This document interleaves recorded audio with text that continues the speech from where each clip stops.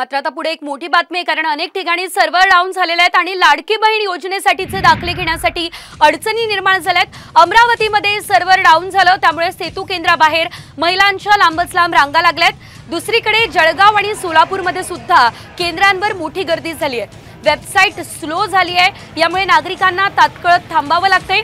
दाखले मिळत नाही, यामुळे नागरिकांनी संताप सुद्धा व्यक्त केला आहे। अमरावती, जळगाव आणि सोलापुरातली ही दृश्य आपण बघू शकतोय। तर लाडकी बहीण योजनेत अर्ज सादर करण्यासाठी कोणकोणती कागदपत्र तुम्हाला सादर करावी लागणार आहेत, आपण बघूया। योजनेसाठी अर्ज भरण्याची मुदत वाढवण्यात आली असून ती आता 31 ऑगस्ट पर्यंत करण्यात आली आहे। तर वयाची अट 21 ते 65 वर्ष असेल। योजनेसाठी डोमेसाईल म्हणजेच अधिवास प्रमाणपत्र द्यावं लागेल। डोमेसाईल नसेल तर 15 वर्षांपूर्वीचं रेशन कार्ड किंवा मतदार ओळखपत्र, शाळा सोडल्याचा दाखला, जन्म दाखला सादर करावा लागेल। या योजनेत पात्र ठरण्यासाठी 2.5 लाखांपर्यंतच्या उत्पन्नाचा दाखला द्यावा लागेल।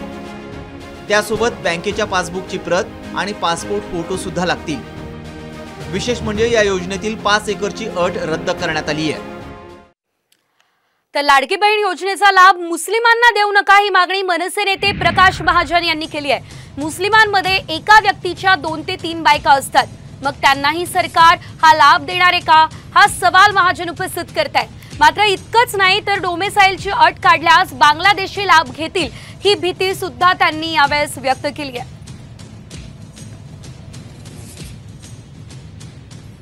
या योजनेमध्ये अशा लोकांनी त्याचा फायदा घेऊ नये, कारण आता डोमेसाईलची अट ज्यावेळेस तुम्ही रद्द केली आणि त्यात तुम्ही काय सांगितलंय की रेशन कार्ड, आधार कार्ड किंवा निवडणूक कार्ड असलं तरी या योजनेला तुम्ही अर्ज करू शकता। त्या बांगलादेशीकडे रेशन कार्ड आहे, त्यांच्याकडे आधार कार्ड आहे, त्यांच्याकडे निवडणूक कार्ड आहे, याला तुम्ही फायदा देणार का त्याचा?